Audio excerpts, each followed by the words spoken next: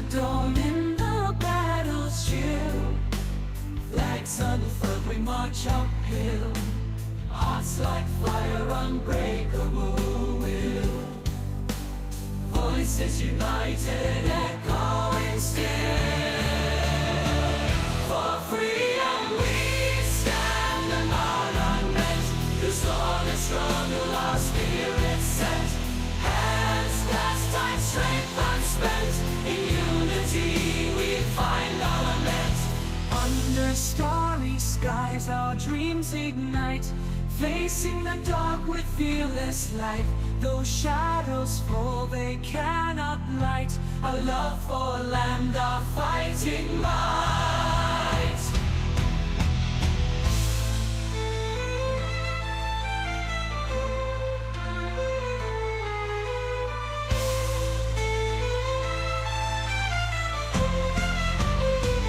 For freedom we stand, and our unmet.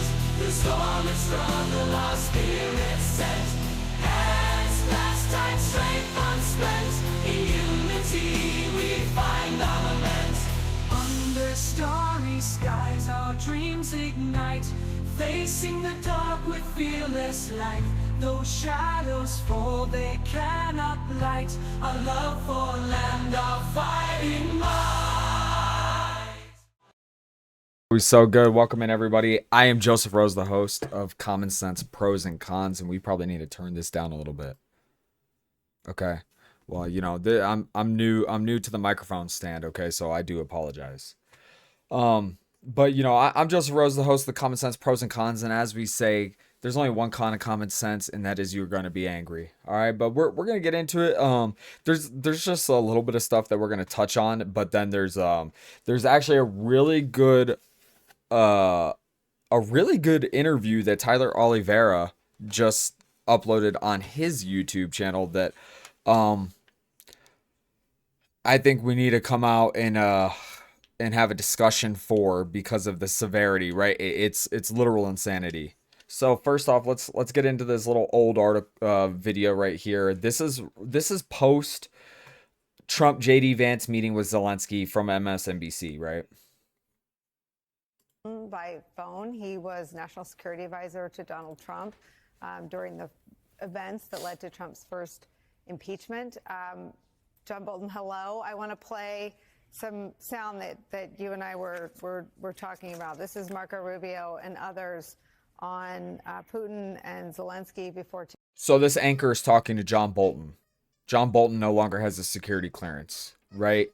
Because how can you claim to be effective at your job, or you know anything about international diplomacy or anything like that, when under your tenure there was an invasion of Palestinian Hamas into fucking Israel, and then a counter invasion by Israel into fucking Palestine, and then also an invasion by Russia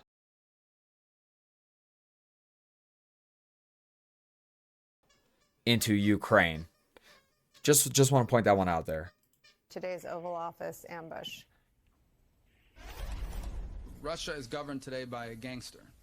He's basically an organized crime figure who controls a government in a large territory. There's no other way to describe Vladimir Putin. I think this entire invasion has been irrational.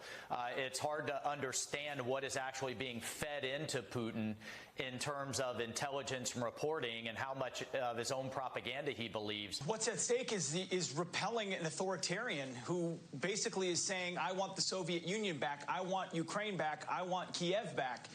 And then what's at stake is making sure we don't allow it to become an Article 5 larger, broader war than that. John Bolton, your thoughts on folks, some of whom I imagine you know pretty well, today turning on a stalwart American ally fighting a clearly defined and understood American. Ukraine is not a stalwart American ally. Ukraine has literally never done anything for the United States, nor like in any capacity, right? Like not just like financial support or material support or something like that. Like they've legitimately never done anything for the United States.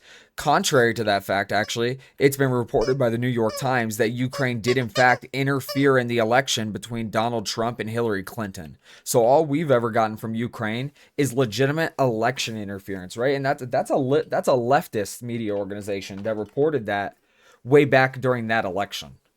Okay? So they aren't an ally. You're not an ally because the United States funds you and then controls your actions, right? That's not an ally. An ally is someone who has their own autonomy and then they choose to help you and they help you of like their own volition, right? You're not like allyship is a reciprocal like friendship, right? It's not a one-sided thing, and that's what's insane to me is that leftists think allyship is control. They think that, oh, you're allies with the U.S. if the U.S. controls you, and that's what they unfortunately advocate for. But it's just simply not true. Ukraine is not an ally, right? It was actually like, so now I guess the UK is maybe attempting to consider sharing nuclear technology with Ukraine in order to for them to have nuclear weapons or something like that to possibly fight off Russia, right? It was the United States way back when that came to the diplomacy table to deproliferate Ukraine, right? In order to have peace between Ukraine and Russia. Obviously, that didn't work, right? So, you know, whatever. We're not actually allies. That's the point. American adversary. Yeah, this is really one of the most disgraceful performances that I've seen, and I think it's important to understand that, in particular, Trump and Vance own this personally. This is the kind of attack on a country that's defending itself from an unprovoked aggression, and they just unleashed. Again, this is John Bolton, the man, former national security advisor, right? Like the man who is responsible for the shit that just or he's partly culpable for the shit that just went down in the world under the last administration, right? Zelensky in public, and whether they planned it or not, I don't know. I'm not that concerned with questions of etiquette. I am concerned that the president, vice president of the United States have sided with the aggressor, with as Michael Waltz was just saying there. Let me tell y'all something. It's not siding with the aggressor if you want to end a conflict between two nations that you're not a part of.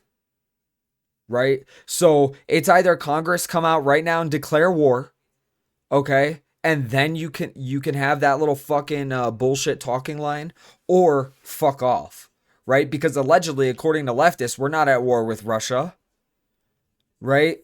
We're providing sophisticated material support and financial support to Ukraine in order for them to fight Russia, right? But just because we want the war to end doesn't mean that we're siding with the aggressor.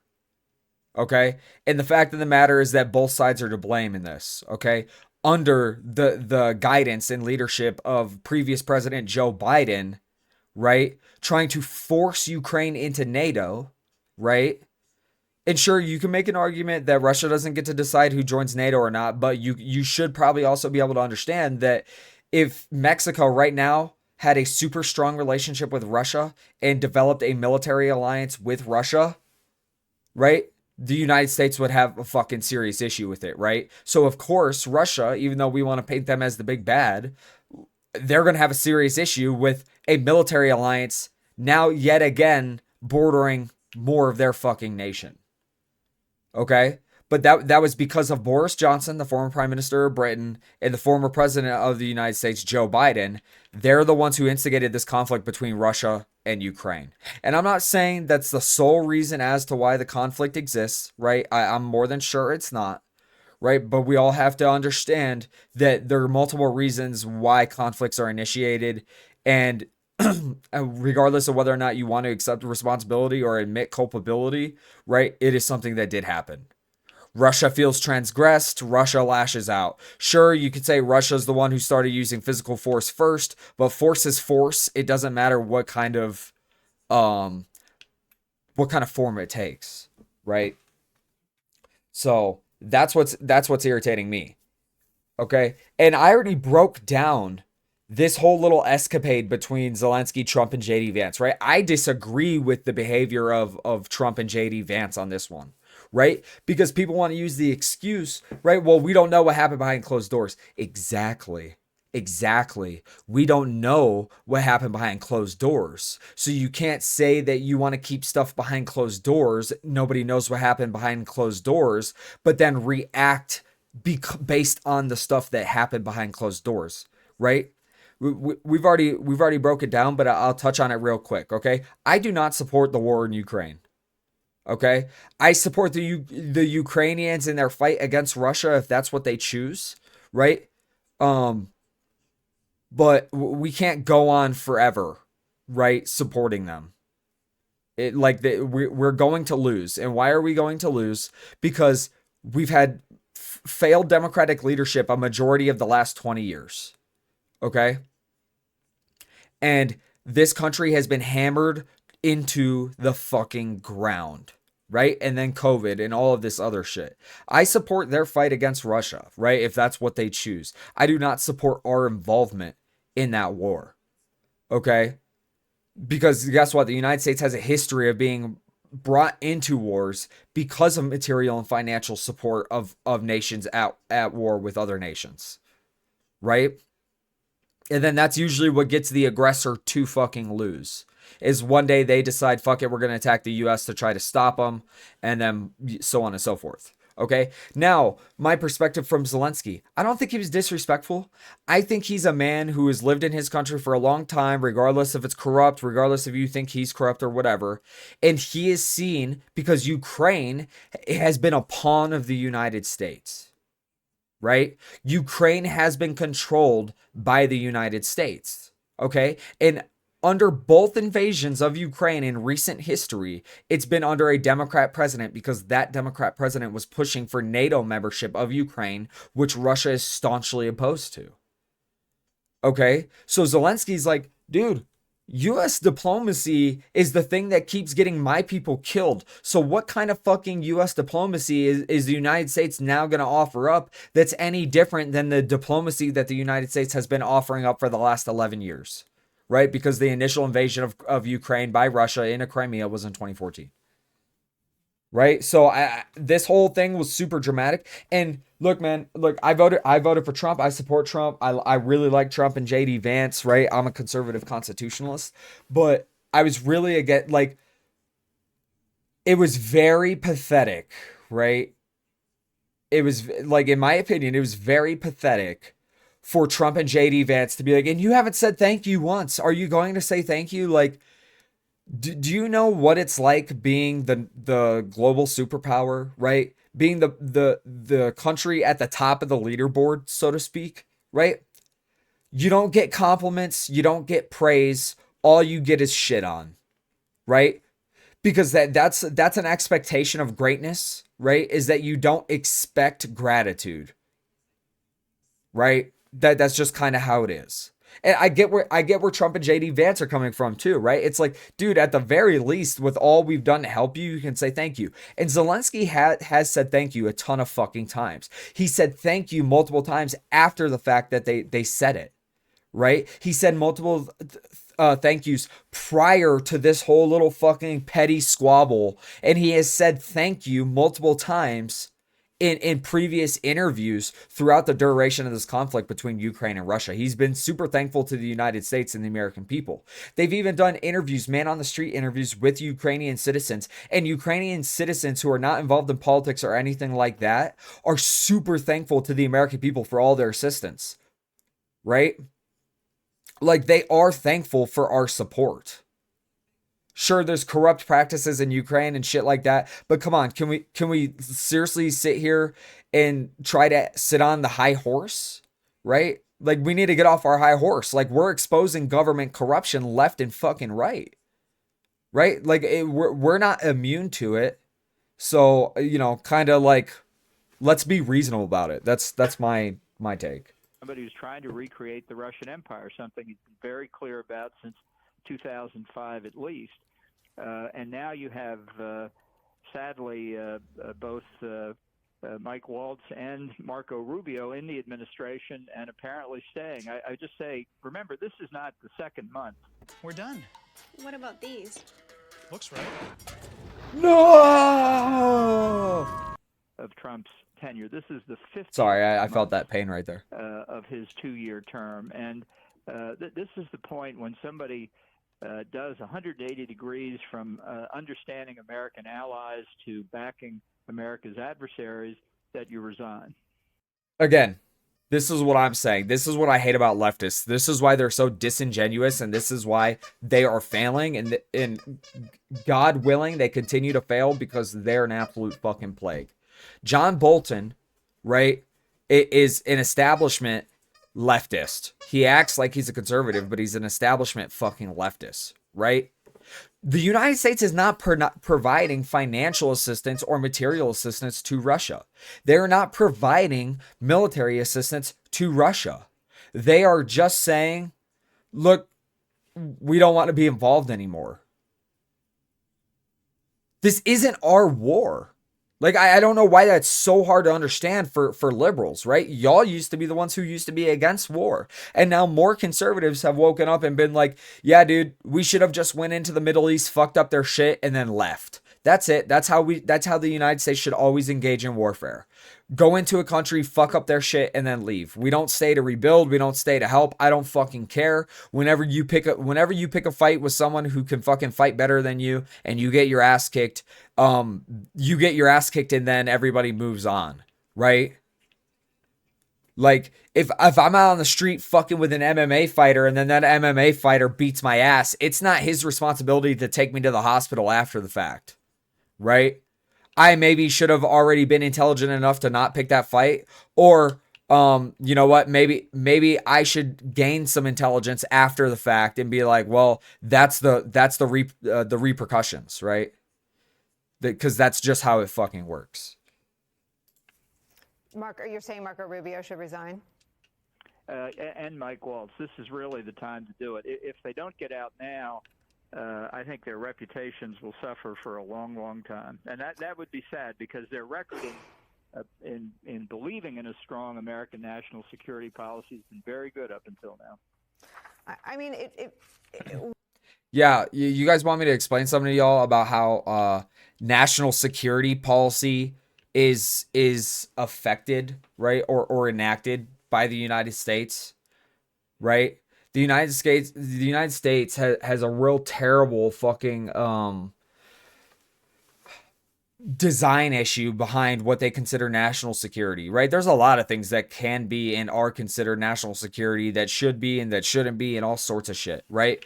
But what the United States really loves to fucking do is go, Russia, they make a big bad. They make a big bad for everyone to galvanize behind and then support against so that they can maintain control, right? And then they say it's national security. You know what's been more adverse to national security than Russia being opposed to us, right? Russia not like us isolating Russia and pushing them to extremes is more adverse to national security than if not, right?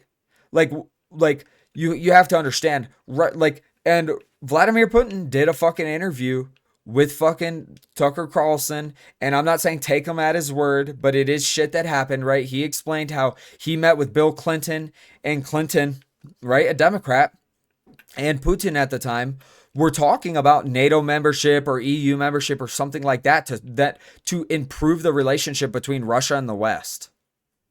But then Bill Clinton said he would have to talk to his people, go back and talk to the cabinet members and the other European world leaders, right? And they rejected the idea. Okay? So they've continued to fucking ostracize and isolate Russia, and that has been more detrimental than potentially, and right, like we can't possibly know for sure, right? Because we only live in one of two possibilities, right? And the possibility we live in is what we know, and we couldn't know unless we live that other possibility for sure, right? But wouldn't it have been better to bring Russia after the collapse of the Soviet Union into the Western fold and start and like engage in soft power manipulation after bringing them in the fold to change their economic and government structures, right? Like get them to believe in capitalism and democracy instead of communism, right? That would have been better. In my belief, that probably would have been better than keeping them as the big bad and ostracizing them, because guess what? Because this is what the United States does for all of its national security efforts. They ostracize a bunch of nations. Those nations then start to band together, and then they are a band of ostracized nations by the US, and then it no longer matters that they're ostracized. Right? It like sanctions against North Korea, Venezuela, Iran, Russia, China, they don't fucking matter, because you're starting to ostracize so many people and exact fucking sanctions against so many people for like dumb shit, that then they are banding together, and then they're adjusting to the sanctions. So the sanctions no longer matter, right? The ostracization no longer matters, because you ostracized them and you didn't give them a way to come into the fold, right? Let me show you what Lindsey Graham had to say literally 12 days ago to Zelensky's face, and then I'll show you some of what he had to say today. I want to tell you and your people, you're the ally I've been hoping for all my life. Not one American has died defending Ukraine. You've taken our weapons and you've kicked their ass. And I'm very... That is actually not true. Lindsey Graham is inaccurate in that statement. Okay? Multiple Americans have died helping to fight the war in Ukraine because they enlisted with the French Foreign Legion, and there have been American casualties, like American citizens, but not American military. And that's what Lindsey Graham is alluding to, right? Because we don't care when people do things, for the most part, of their own volition. Right? Like if somebody goes and drinks fucking laundry detergent, which you should not do, you're a dumbass if you do, right? We were kind of like, whatever, they did that of their own choice. But we then do have an issue with people if someone's forcing other people to drink laundry detergent, right? That's kind of how it works. So Americans going to die in Ukraine to help Ukraine fight for its independence or its sovereignty is like, we accept that, right? Because they chose that. We only have an issue when you're forced. And if you are an active duty service member or a reservist or something like that, and then you get activated or whatever, and then you're forced to go fight a war and die, that's when we have problems with it. So what Lindsey Graham is saying here is like, you're the ally we've always wanted, right? Because none of our military, like, we're not involved militarily, so none of our Americans are dying. Right?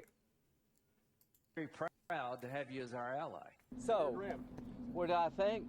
Complete, utter disaster. What I saw in the Oval Office was disrespectful, and I don't know if we can ever do business with Zelensky again. Notice how he said Zelensky. And send somebody over that we can do business with, or he needs to change. John Bolton, what do you think of Lindsey Graham right now? It just, this is a line that the White House must have put out. Unfortunately, I see a lot of Republicans talking about it. But as I said a few seconds ago, this is not a question of etiquette. I could say that it was Trump and Vance that provoked it. It doesn't really matter what happened. This is, number one, not the kind of discussion you have in public. Trump could have cut it off at any point. That which leads 100%, right? Like I already proposed in my breakdown. JD Vance and Trump could have thrown the whole Democrat Party under the bus so fucking hard. Right? They could have been like, look, President Zelensky, the United States wants to help you in the ways that it can, right? And we're going to do our best to help you. And we're sorry that both invasions of your country and the killing of your people have occurred under the tenure of American Democrat leadership, right? But like they could have thrown him under the bus, or they could have simply been like, they could have said something more cordial to the fact, right? And I'm not asking for Americans to capitulate to other people, right? I don't believe that. I believe the survival of the fittest, right? For sure, right? But this is what I'm saying, because then this is how it breaks down. It breaks down into this stupid shit of how common people see the matter, blah, blah, blah, whatever, in public support and stuff like that, right? JD Vance could have just, because like, I know a lot of other conservatives, so like they're like, oh, it was disrespectful, blah, blah, blah, because that's immediately what they started to hear, right? And we're so defensive now, instead of like looking at it retroactively, right? Go back after the fact, watch the full interview, okay? And then try to understand where Zelensky's coming from. Maybe I just better understand Zelensky because my wife is Egyptian. Her first language was not English. Her English is great, right? For the most part, right? And it's a lot of people who hear her have a hard time understand, like you can't tell that English is not her first language unless she says very certain words, right? But the way she speaks, like it sounds like me talking right now, right? So, but we have had a lot of arguments because of a communication barrier, because of cultural differences and how they're applying the words or stuff like that. So a lot of Americans are fucking triggering and getting offended because they feel disrespected or something like that. And it's mainly because JD Vance made it out to be a point. JD Vance could have just shut down the argument, and he could have said something to the effect of putting the culpability on basically Democrat leadership and their voter base, because that's just the truth of the matter. Or he could have been like, he could have just said something along the lines of, I understand where you're coming from. Like, what he should have done is basically thrown Obama and Biden under the bus, because both invasions happened under their tenure, and then been like, so what we are going to do, as to not rule out any options or force us into any one given solution, we're going to keep that talk behind closed doors, right? And we're more than willing to rehash this after the fact, but let's not handle it right now in front of the media, right? Because we don't want to expose any secrets or something like that. That's it. Bam. Could have been solved like that, and that would have been the diplomatic approach. I think people to speculate maybe this is what he wanted. In World War II, neither Franklin Roosevelt nor Winston Churchill were terribly enamored of Charles de Gaulle for good and sufficient reason, but he was the leader of the Free French, and against the Nazi regime in Germany, he was our ally. In this case, it is Zelensky who is standing up for a country that only is asking for its independence and freedom to be preserved. Now, let me point this out. France is the United States' oldest fucking ally. Legitimately. France is responsible for military support, financial support, and material support to the American revolutionists for the Revolutionary War. They are our oldest ally. So of course we would go to help them. Because and granted, you can make the argument very easily. Someone has to be the person to set the foot forward first in order to establish any kind of alliance, right? Like France set the foot forward first and basically because of that established our alliance with France. But we also have to point out the fact France has also historically been an enemy of the United States while we were like under British colonialism and stuff like that. And the only reason that France helped us is because we were fighting the British. And the only reason that we've helped Ukraine so far is because they're fighting the Russians, right? But we don't have any actual beef with Russia other than Russia funding proxy wars, and then we're on the other side of that proxy war that we're funding in order for us to try to project our own soft power in a region or something like that, instead of actually just having a working relationship with Russia. Trump has said Zelensky is a dictator who provoked the war. It's an alternative universe. What you heard from Trump and Vance today was advancing the Zelensky is seen to have dictatorial fucking tendencies, right? Like suspending elections. Okay, he suspended the elections under the guise of war, right, which has occurred in this country before, but shouldn't ever be a premise as to not have an election. You should always have an election, no fucking matter what. And then now I will say I don't think Zelensky is responsible for starting the war, but I do think that Joe Biden, Boris Johnson, Kamala Harris are responsible for starting this war. Russian position in these negotiations. I want to see if John Brennan agrees with you. I'm going to go out on a limb and guess this might be an instance in which that is the case, John Brennan. I've been agreeing with John Bolton regularly over the past several years because I think he saw up close and personal the damage and the danger that Donald Trump presents to our national security.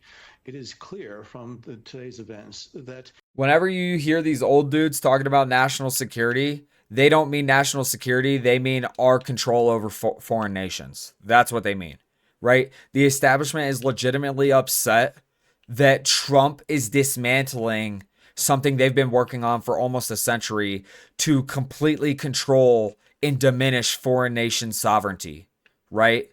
So whenever you hear these old dudes talking about national security, they're talking about subjugation of foreign nations to the will of the United States. That's what the fuck they're talking about. They're not talking about legitimate national security.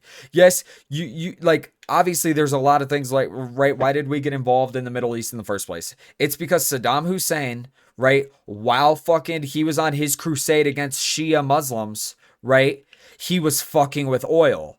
And fucking with oil, especially at the time, because it was predominantly just coming out of the Middle East. And arguably it still is, right? But then so much more, all right? That threatened national security because it could have caused a complete and total economic collapse of the United States because we run off the petrol dollar, right? A lot of nations, right, trade in the US dollar, right? This is why the United States actually gives a ton of money to foreign nations. They give a ton of money to foreign nations so that then they're incentivized to then keep that currency as their reserve currency. And then they also trade in oil with the US dollar, right? And that's a big agreement that we've had with Saudi Arabia, right? So that's what they mean. It's all about control. Okay, there are legitimate affairs that do just legitimately, that are just concerning our national security. But most of the time when you hear people like John Bolton and Brennan here fucking talking about national security, they mean the United States control over foreign nations. Either Trump and Vance are ignorant of world history or are intentionally ignoring it. And their naivete when it comes to Russia, and their amateurish attitude in terms of diplomacy, it really just worries me. And I think it worries John Bolton. It worries a lot of people who have worked over the years to try to keep this country strong, safe, and prosperous. But Donald Trump looks at the world through a very transactional, mercantilist prism. And I fear what he's doing is carving up the world into spheres of influence. And he's basically saying to Vladimir Putin, okay, you can have Ukraine. You can have the world already exists in spheres of influence. Eastern part of Europe. And it does send a very chilling message to all of our allies and partners. And what message does it send to President Xi of China? We're not really going to care about the Taiwan. And, you know, if we make a deal, he prides himself on being the deal maker, but he just throws to the side all of the many years of American values and principles that really have undergirded global stability and security. And Donald Trump in this meeting today, I think, demonstrates he's not interested in that. He is interested in only doing what it is that he believes as a real estate developer needs to get done. And it's atrocious, it's despicable, and things that Lindsey Graham says, spineless, unprincipled, and again, despicable. Alex, you have a little bit of deja vu sitting here next to me. I mean, first of all, I think that what I saw was maximum ignorance, maximum malice.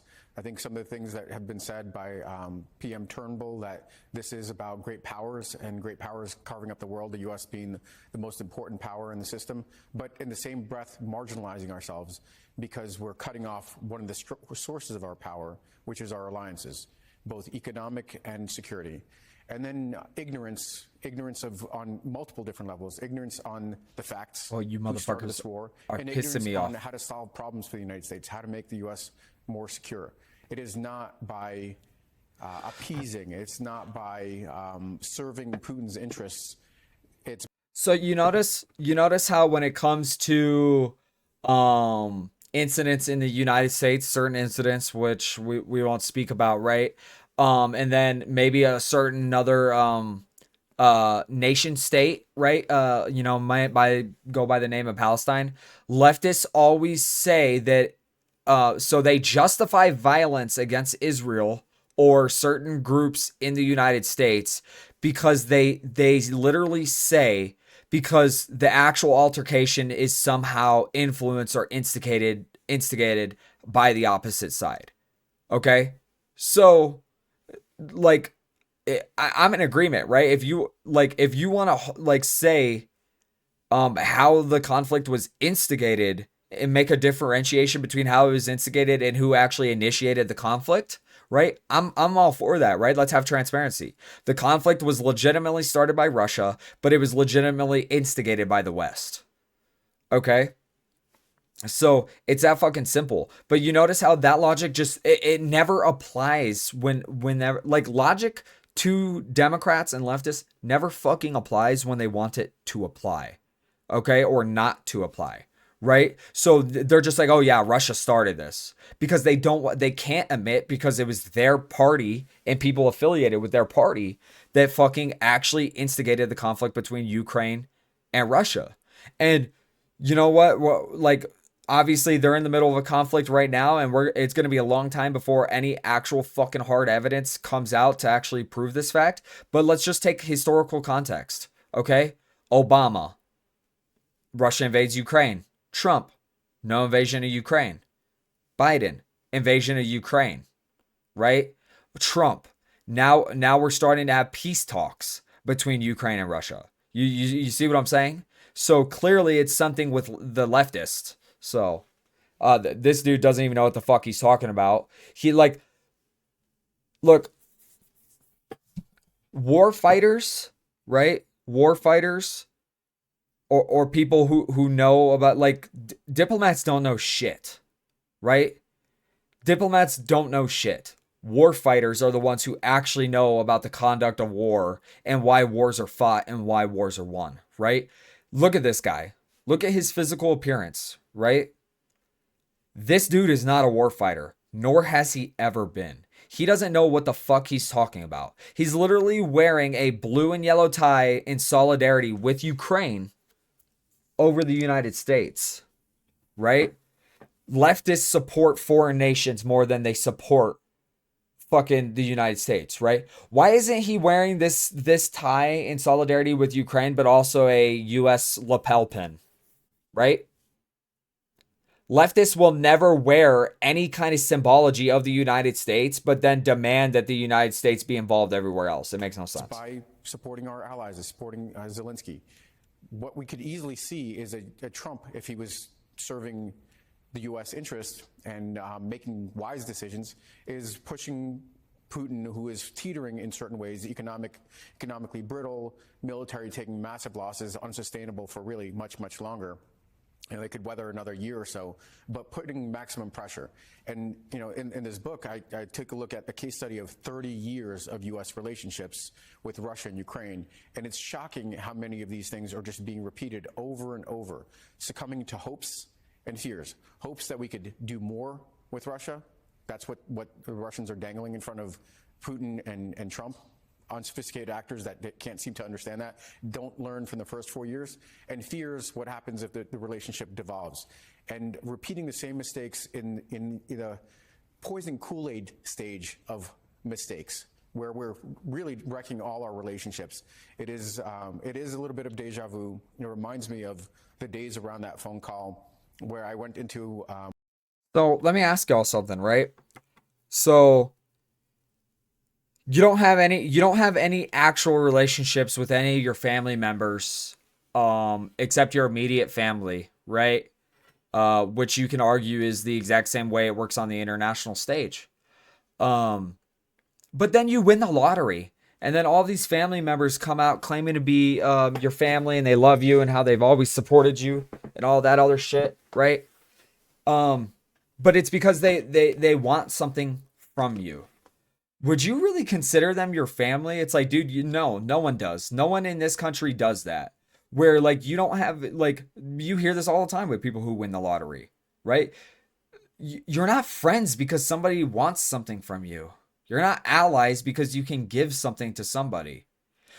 Like you're not if to you degrading a relationship is demanding that the people that you have that relationship with then start to actually provide for themselves, you don't have a relationship, right? You have you don't, or sorry, you don't have a cohesive or a comprehensive relationship. You have a fucking symbiotic relationship. You have a parasite living off of somebody else, right? That's just the way it works. It's not degrading relationships to tell European nations they have to start paying for their defense. How is that a degradation of a relationship?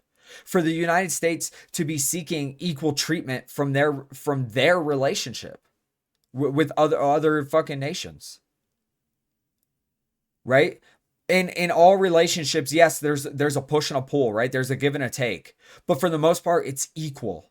We don't have that with our allies in Europe, especially. Right? Like, we don't fucking have that at all. It's not a degradation of the relationship to fucking make demands of your allies for equal treatment to the United States. Right? You can't sit here and claim, oh my God, we're upsetting our ally Canada when their prime minister has been fucking us in the ass for the last 4 years with illegal immigrants. Right? Because Canada wants to be seen as a more liberal, progressive, accepting society by allowing in illegal immigrants and then shoveling them to the border to come in through the fucking north. You can't say Mexico's are an economic ally or an ally in any sense when they've been fucking us in the ass for the last 4 years, even longer, right? But more so the last 4 years with just allowing wave after wave after wave of illegal immigrants, not doing anything to stop them. Right? You're not allies when you fuck over your friends, right? That's not an allyship. When I organized the phone call and went into it with a sense of maybe hope, but a lot of foreboding that we would end up in a worst case scenario. That materialized today. I'm sure those folks sitting in the White House, the professionals, felt the same way about this meeting that looked like it was all but cinched up, but was blown up by J.D. Vance. And now everybody, the whole world has to deal with the consequences. I do feel it quite viscerally that we can't seem to learn from the mistakes of the past, focus on what really matters. It's really a sad day. Interesting, because in the last 12 years, right? Interesting. We've had Barack Obama, Trump, and then Joe Biden. And then under Trump, there was no war in Ukraine, but under Obama and Biden, there have been wars in Ukraine. So it kind of sounds like us voting for Trump was us actually being able to acknowledge more recent history and the mistakes of recent history. But it's like this motherfucker is literally trying to accuse the other side of doing exactly what he is doing. Anyways, we're done with that shit. So like this shit is just so funny, right, to me, because it's like those motherfuckers don't know what the fuck they're talking about at all. Okay? John Bolton, Alexander Vindman, look, John Bolton is the former U.S. National Security Advisor, Alexander Vindman, former Director of European Affairs to the National Security Council, and John Brennan, former CIA Director, right? None of them have security clearances. And why? Because former CIA Director, fucking John Brennan was working with Democrat ideologues to suppress the American people and attack Donald Trump. John Brennan, Director of European Affairs for the National Security Council, right, Wow, good for him. What the fuck does that matter to us? Europe sucks. Europe doesn't know how to pay for its own shit. They think they're fucking great, and America is so shitty because the United States is fronting the bill for their fucking collective defense. So then they have money to fucking spend on fucking social welfare, right? Let me break this down for y'all. Basically, all of the innovations of military technology are funded by the United States and then just given to our allies to the tunes of hundreds of billions of dollars, right? Then we provide subsidized military equipment to them, right? Or they have their own variations because of whatever fucking agreement we have, blah blah blah. But we also help pay for this, like subsidize their militaries to cover the cost of the expenditure for their militaries. So say the United States takes away all the funding from all of the different allies, right? Which it should, 100%, right? All of our allies should pay for their own shit. And if they want to innovate military technology, they do that with their own pocketbook, and then they can sell it to the other allies, right? So like let's just talk about that, right? If we take all of that away to where every European nation or the European Union as a whole has to start innovating military technology with its own fucking money and funding its own militaries, and then also, right, because it's not just like they would have to completely fund their own militaries. They are going to have to increase the size of the militaries because they can no longer depend on the United States to just show up and handle whatever fucking military issue or military threat that may arise, right? So collectively, every single nation in the European Union would have to increase the size of its military while also then fucking carrying on military technological innovation costs. Okay. And then also the costs of a now increased fucking military. They're not going to be able to afford their fucking lavish little welfare states, will they? No, the fuck they won't. But then guess what? The United States will be able to actually start taking care of some of our problems that Europeans like to fucking joke about that we have. Well, we have it because y'all have been living off our welfare and then acting like you guys are so wealthy and so amazing that you have everything down to a T. No, you don't. You really fucking don't. You live in a shithole, right? You live in a shithole that's disguised as a fucking utopia. And how is it being subsidized and funded for? The American taxpayers. And we're tired of that shit, right? And guess what? You wouldn't have, like, I'm just an average fucking American, right? And increasingly more so, we are resentful of our allies because we get nothing from y'all and y'all only get stuff from us, right? What do we get from any European nation besides it, liberal extremism, right? Nothing. Absolutely nothing. Bah, bah, bah.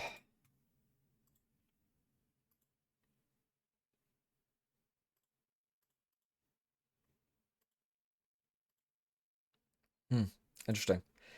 Islamic scholar who has described Thanksgiving as rooted in genocide and allegedly voiced support for members of Al Qaeda and other terrorist groups is promoting a plan to build a 400-acre Islam-centered faith residential estate in rural North Texas. Texas, deny this. Deny this. Please, for the love of God, do not allow this to happen. If you allow this to happen, Texas, your state will fall into fucking ruin. Okay? And that's funny. An Islamic scholar describing Thanksgiving as rooted in genocide. Yeah, because the Islamic Caliphate conquests of the Middle East, Northern Africa, and now spreading into the rest of Africa have been peaceful, right? There wasn't any death by Muslims, right? First, I've been listening, just busy with the kids. You're good, Matt. I appreciate it. Yasir Kadi, Dean of the Islamic Seminary of America and a resident scholar at the East Plano Islamic Center, located about 20 minutes north of Dallas, is one of the key promoters of Epic City and Epic Ranchers and ambitious. Oh, this motherfucker. He really does do that. Project launched in conjunction with Plano Mosque in April 2024, blah, blah, blah. I hope they deny this, right?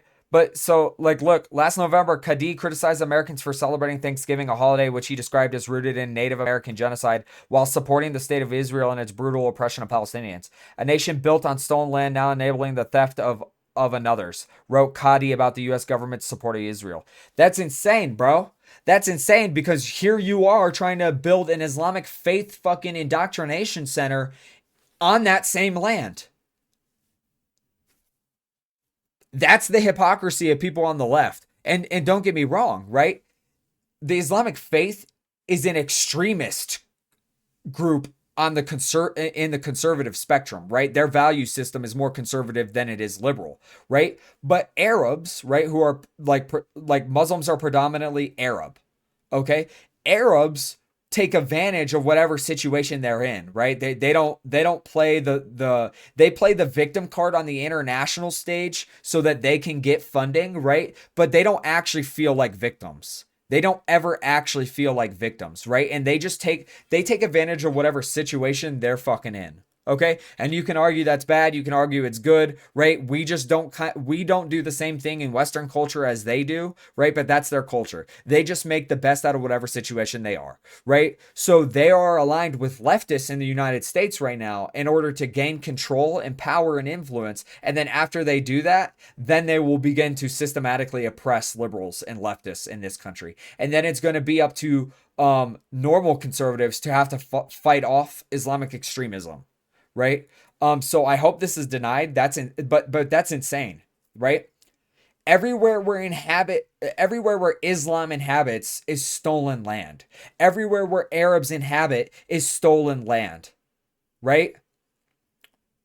Everywhere where everybody on planet Earth inhabits is stolen land. Fuck off, right? That's just kind of how it works, right? If there's a pride alliance, okay, and we all know that there's one fucking badass lion, male lion, who runs the pride. Okay? At one point, that lion will be deposed by another lion, and then that lion will fucking take the land of the previous lion.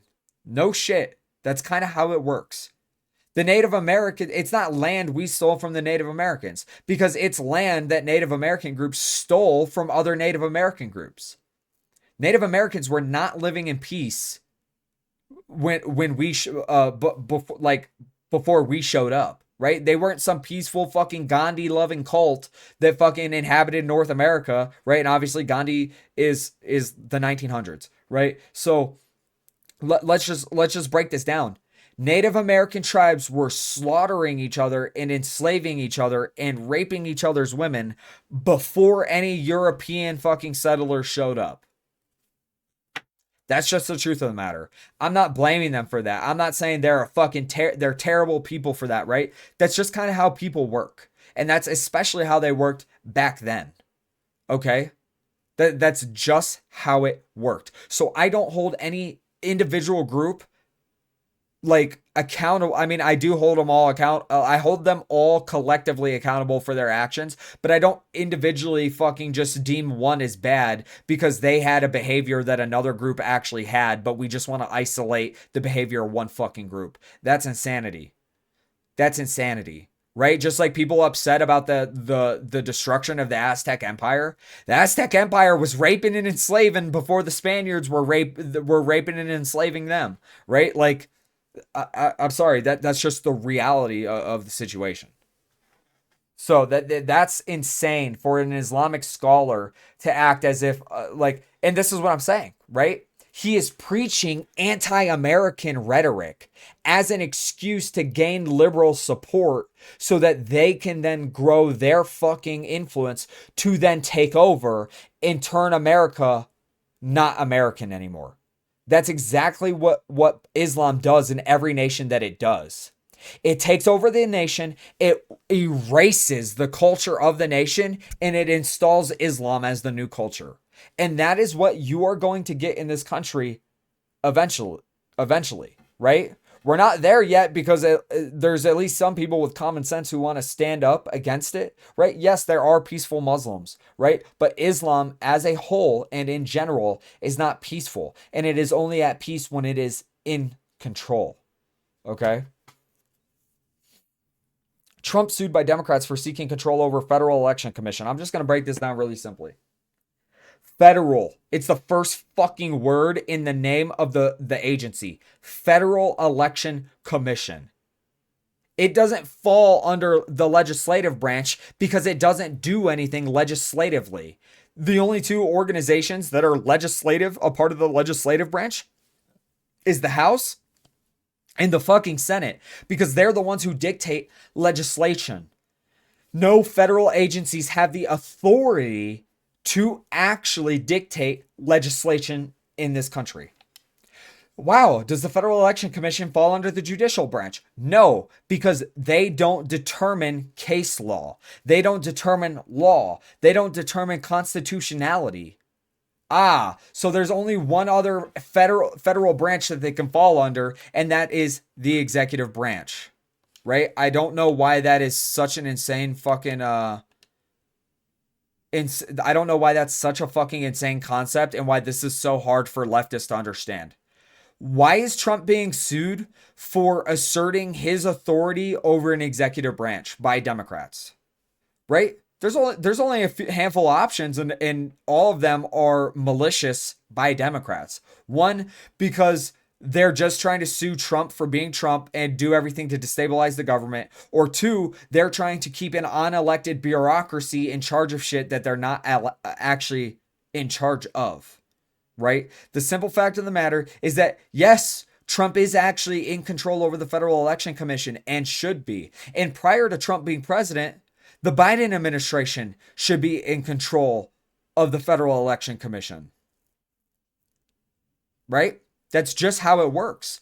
And then these agencies align with the policies set forth by the executive branch. And then if those policies set forth by the executive branch are not aligned with constitutionality of the United States, the judicial branch is then the ones who fucking step in as the checks and balances. That is actually how the checks and balances system works in this country. Trump asserting control over an executive branch as the chief executive is not an abuse of the checks and balance, and it's not discrediting the checks and balance. Federal Election Commission is an executive branch. Therefore, it is ran ultimately by the President of the United States. And therefore, if there's actually any legal issues involving the behavior of the Federal Election Commission, then it's challenged by the judicial branch. Fuck, I'm back again. I'm running two programs at the same time. That's all right, man. I'm sorry to hear that, right? So this is insane, right? Look at the name, guys. The name. Federal. It's not Trump seeking control over a state election commission. It's him seeking control over the Federal Election Commission, which is an agency of the executive branch. And actually, you know what's wrong with this country? What's wrong with this country is that our fucking president has to publicly assert control over a federal agency because it's running such a muck outside of control of the head of the branch. That's actually what's wrong with this fucking country, right? Because guess what? In terms of what the Federal Election Commission does, is the Federal Election Commission then takes federal law, which is created by the legislative branch, right? And that's how they determine that federal elections are run. And then what they also do is they take that law and then they take the policies of the president, who's the chief executive of the executive branch, right? And then they try to mix those things together to get the best of both worlds. Right? That's it. So they adhere to the law and to the policy of the President of the United States. Wow. Crazy. Holy shit. It's a sad day in the United States when that has to be a hot take. Even though it's not a hot take because we won the popular vote. Okay. CNN. She's attending college but can't read or write. Now she's suing her high school. This is the issue with litigation in the fucking United States. This is the issue with leftists in the United States. People on the right are arguing the public education system it's controlled by the Department of Education is a complete and total waste of taxpayer money, and it has failed. It has fucking failed. And liberal ideologies are failing this country left and right because they are antithetical to the natural order of American culture, right? A 19-year-old female student in Connecticut is now attending a university in Connecticut, and she can't read or write. How the fuck did she get into that university in the first place? How? Because of DEI. Because DEI says we have a quota to meet. We have a quota to meet. We don't care. You're being approved. But now she is suing the Hartford Public High School in which she went to because she somehow graduated with honors from a liberal education. She graduated from a liberal education system without the capabilities of actually graduating from that liberal education system to then be accepted into a higher liberal education system without having the qualifications to be accepted within that liberal education system. And instead of going, wow, hey, the Department of Education and the education system in this country is actually fucked up, and it's fucked up because of liberal policies of like No Child Left Behind, right? Which actually wasn't liberals. That was fucking I believe that was George Bush, right? With No Child, or hold up, let's see.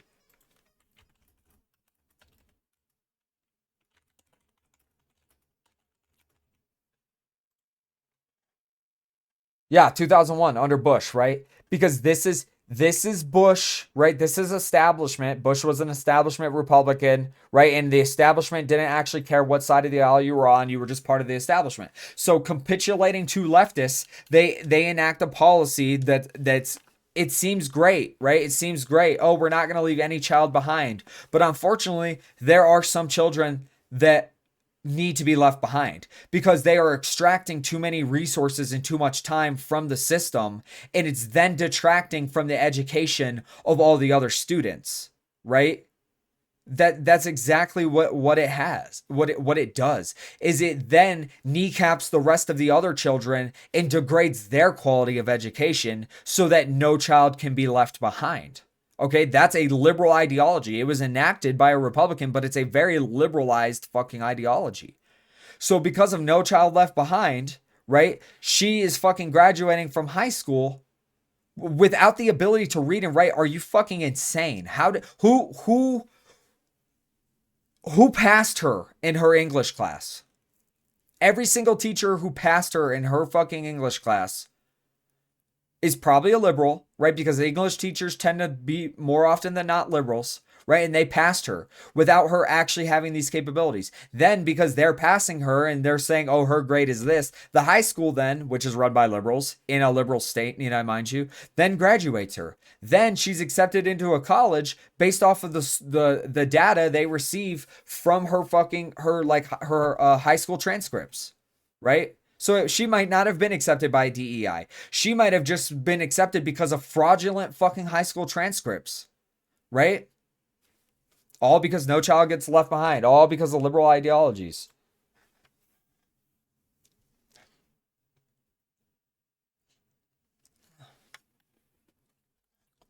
Damn, getting sued by someone who can't read, right? Oh, you're college here? No. And that's fucking insane, bro. Like, how can you not read or write, but somehow you think you understand some other serious shit in this country, like litigation, right? Like lawsuits, like suing people over issues, right?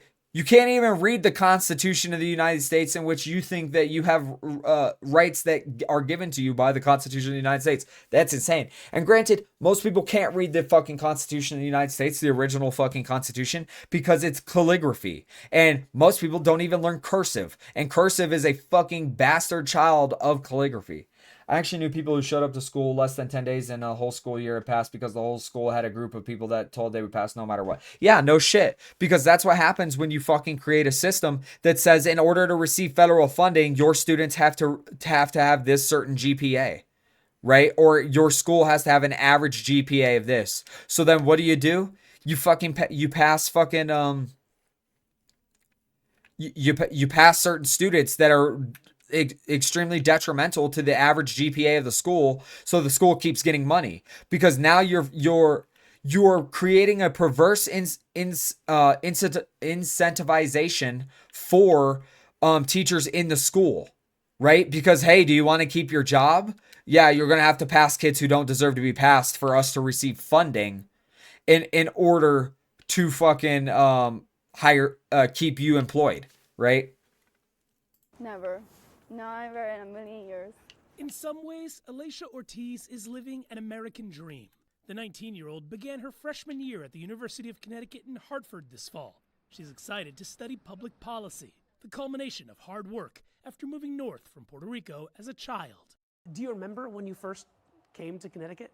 Yes, I remember I was very nervous, but I know it was gonna be better opportunities for me to learn.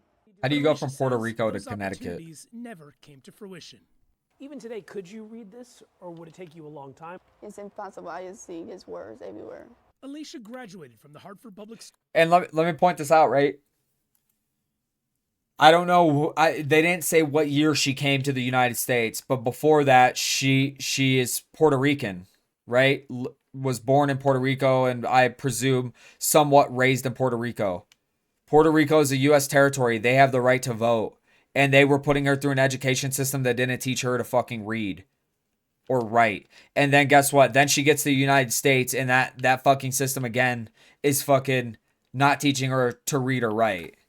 School system last year, but she says today she is illiterate. She still doesn't know how to read or write.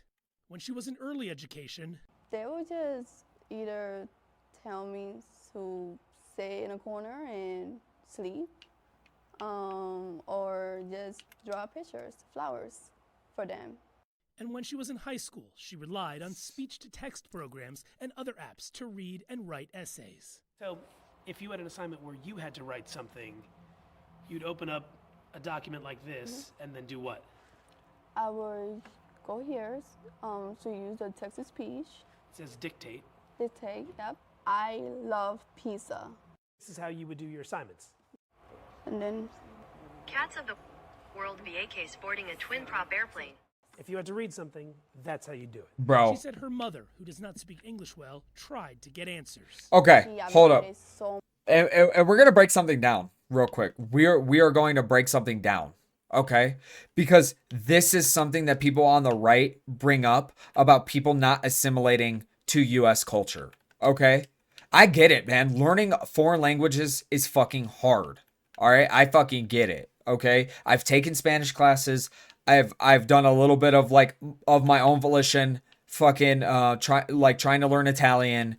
And I would like to learn Arabic because my wife speaks Arabic, and I would, when we're in Egypt, I would like to be able to fucking read stuff and actually have some kind of freedom instead of being reliant on my wife, right? It's fucking hard. I'm not upset about that, right? But it's like, if you are going to live in a country for a long period of time, you need to learn the language. And this is exactly why Trump just signed an executive order dictating, right, that English language is the official language of the United States, as it should be. As it should be. Okay? Right? You think no one's saying that if you're a Spanish speaker, you can't speak Spanish, but you should know fucking English. Federal documents should only be offered up in English. Okay? Because you want people here who want to assimilate to the culture. Right? Her mother clearly did not want to assimilate to the culture. How long has she been here and her mom doesn't know any English? Right? Immigrants used to come to this country, and before they came to this country, they would know broken English. At least, right? At least some fucking English. And granted, we're not getting all the facts here. Her mom might actually know some broken English or something like that. But then what the parents would do was force their kids to speak English and learn English because one, it helped them learn English better. Okay. And then their kids knew fucking English. Okay, they knew how to read and write, and they didn't have these fucking issues. But this is exactly what happens when you have a culture that when you're letting in people into this country who do not want to assimilate to the United States. And guess what? Unfortunately, right? You might see it unfortunately. I don't see it unfortunately, right? You might feel that having to learn English and liking the Constitution and the freedoms that the Constitution gives the American people, right, is unfortunate, but it's actually not. And it's actually the whole reason why you can have that fucking viewpoint in the first place. And you should support people assimilating to that culture. And everybody in every country, that's exactly what they want, right? Like that's kind of like a basic premise of gaining citizenship in a country. But even my wife only only had to go through a study guide of 100 questions about the United States and our history or our government system, and she only had to answer out of 100 of those 10, right? Like they give you a list of 100 questions, they ask you 10 of them randomly. But I think my wife only had to answer 4 or 6 out of those 10 because we study. I helped my wife study, and my wife studied hard. She took it seriously, right? Because even though there's my wife puts pride into what she does, right? She speaks English. She's basically fucking fluent in English. She can fucking read. Sometimes she just asks me for help with a word or something, right? But like she's fluent. She can read and write in English. Okay? She fucking knows a lot of she knows more US history than fucking Americans do. And that's fucking sad because I personally believe that the test she was given in the study guide that she was given is an insult. It's an insult to America to have, that's what immigrants have to learn in order to become citizens in this country. And I personally think that this is why there should be a high school graduation that is more a requirement for high school graduation should be more comprehensive in the sense of, citizenship testing for people to graduate high school, for Americans to actually fundamentally understand this nation, period. Plain and simple. It's not that big of a fucking deal. It's not that difficult, right? But like, this is fucking insane that she doesn't know how to read or write and she got accepted into a university, right? This is insane that she fucking, her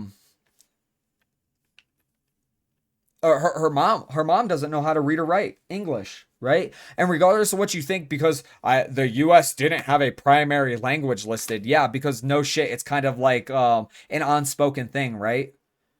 You go to France, what's the language? French. You go to Britain, what's English? Or what's the language? English, right? Now there are some countries that have such a huge, like a predominant mix. You do have other languages. And guess what? Then what you see, because they have differing languages, you see like a non-homogenized ethnic fucking culture, right? Like in Canada, English and French are primary languages, right?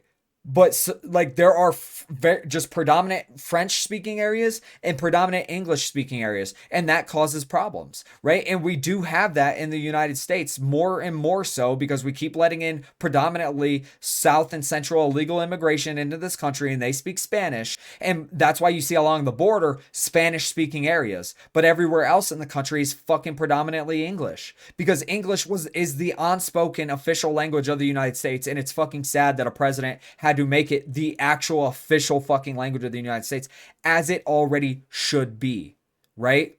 But then here's the problem. You think it's a good thing to start capitulating to people and making sure that government paperwork is available in foreign languages. But then that incentivizes them to never assimilate to the culture because they're being catered to, right? If in order to become a citizen or fill out federal or state fucking documentation, it has to be in English, then you have to learn English. And then you start to assimilate to the culture, right? Just like if I live in Egypt, I should learn Arabic. I should speak in Arabic. I should write in Arabic, right? Like, yeah, I can still know English, speak English, write in English, right? But their society is Egyptian Arabic, right? That's their writing is Arabic, okay? And I it's more of the modern Arabic, right? Because it includes like numbers, right? Um Classical Arabic is a dying classical Arabic is like cursive. It's a dying fucking art. All right? So like that's just the way it is. If you go to France, you should speak French. Okay? You should know how to speak and read in French. If you go to Canada, you should know how to speak in English and French, right? I think English is actually more dominant.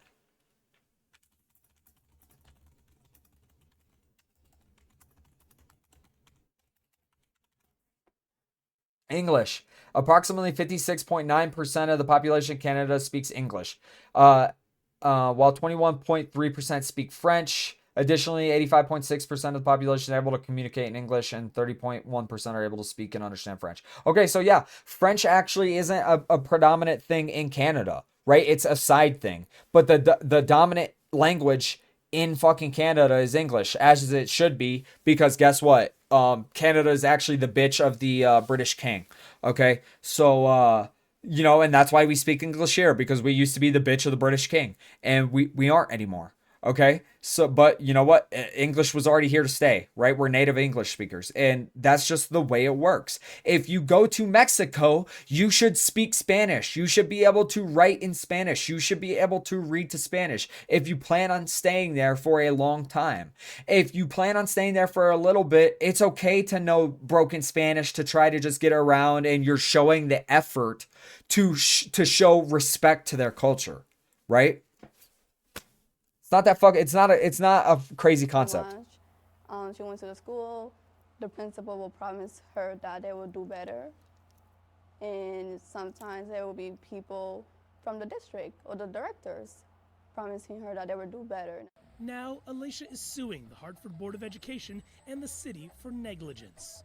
The suit alleges the school district documented and acknowledged Alicia's learning challenges through multiple grades. Oh, good. Oh, good. Yes.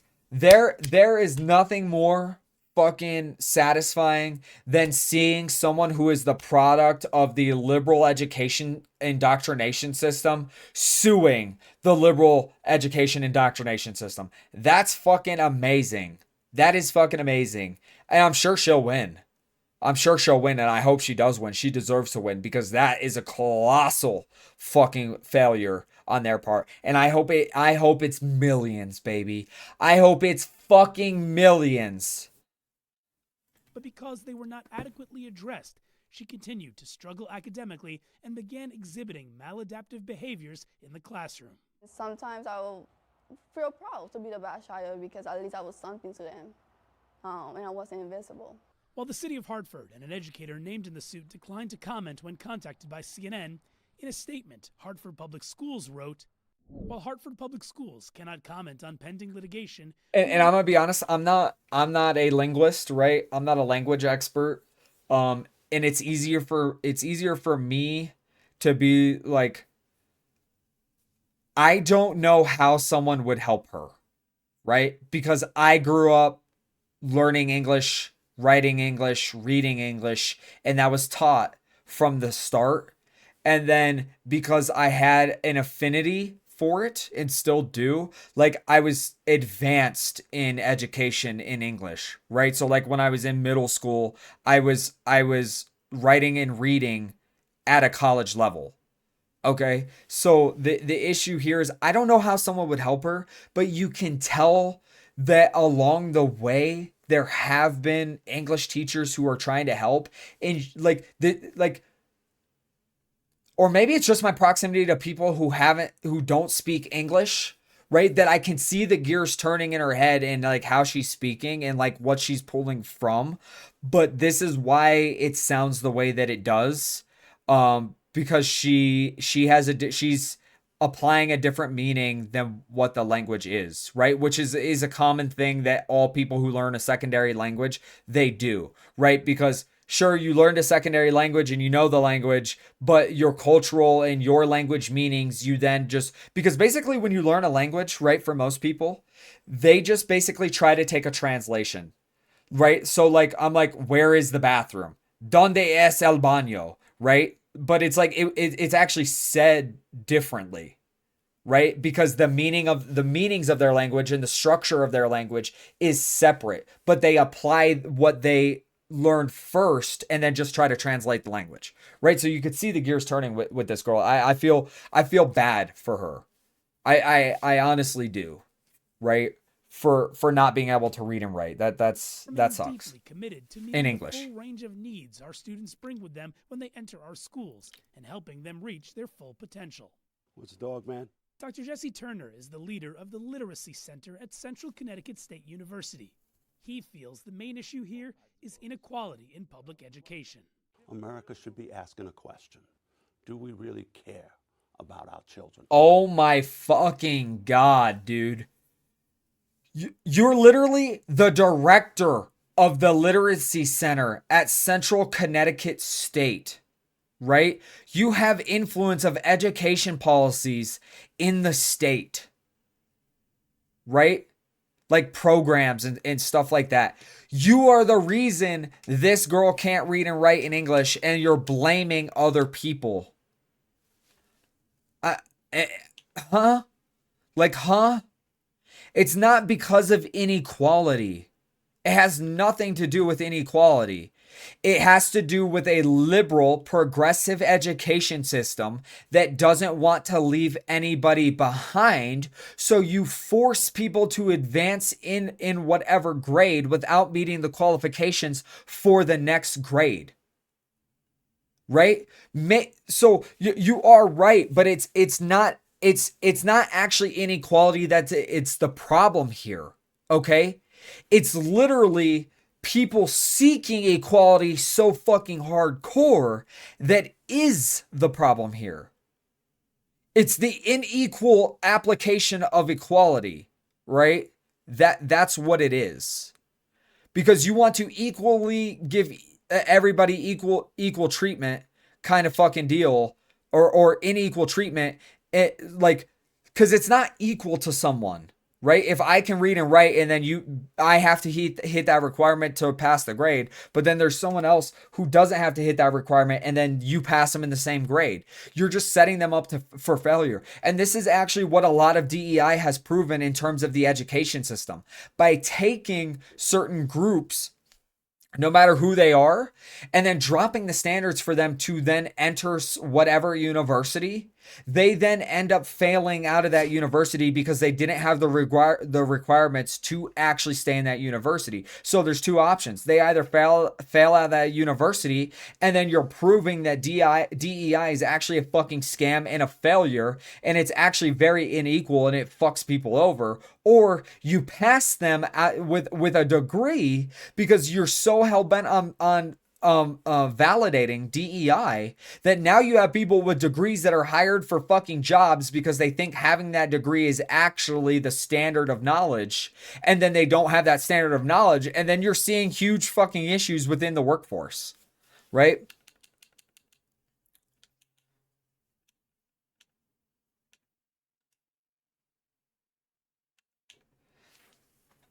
All right, let's finish this video because we want to get to the serious shit.